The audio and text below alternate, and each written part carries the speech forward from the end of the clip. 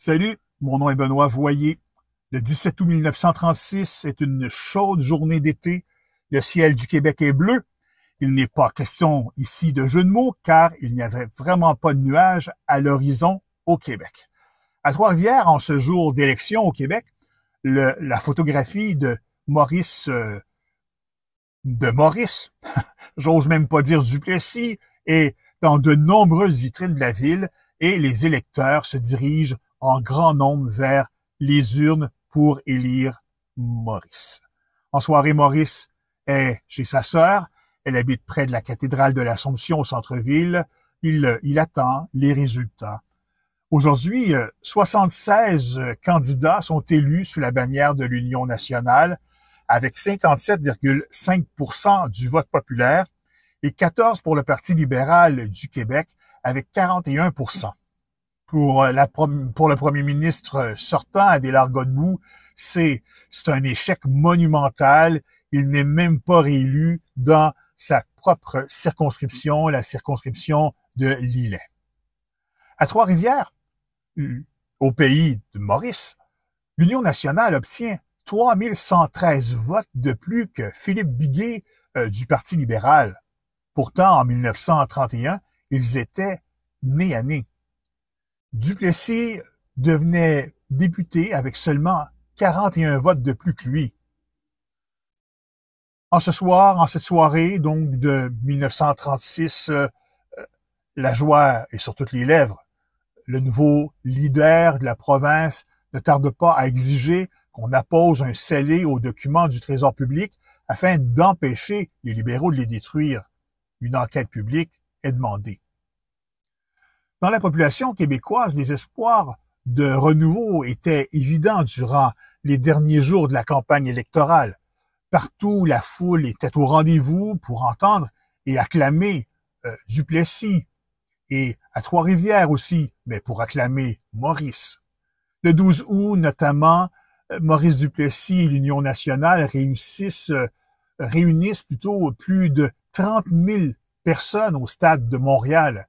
Les propos du chef sont un échange de questions et de réponses avec la foule survoltée concernant particulièrement les dénonciations du Parti libéral et de la vision de l'Union nationale.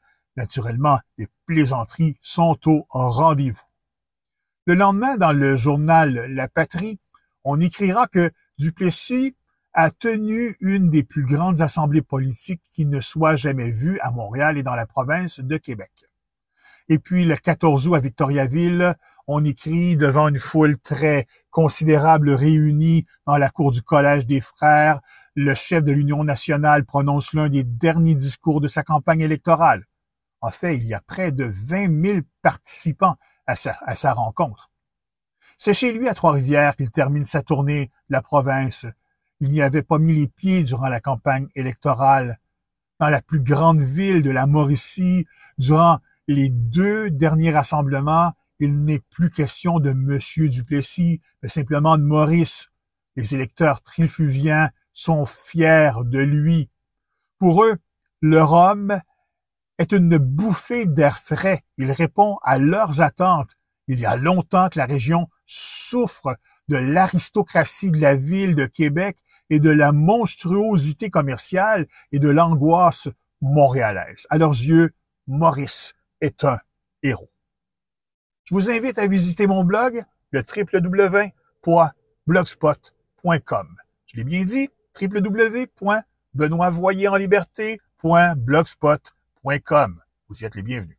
Il y avait dans un village 3 vieilles filles, toutes les 3 du même âge, se ressemblant comme 3 gouttes d'eau.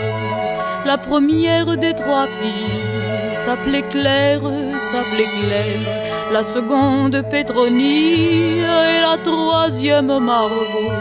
Jamais elles se consolèrent, pleurèrent tant les 3 garçons que leurs larmes firent 3 rivières qui depuis portent ce nom. Toi qui passes à Trois-Rivières, pense aux filles, aux 3 filles de Trois-Rivières, Claire, Pétronie et Margot.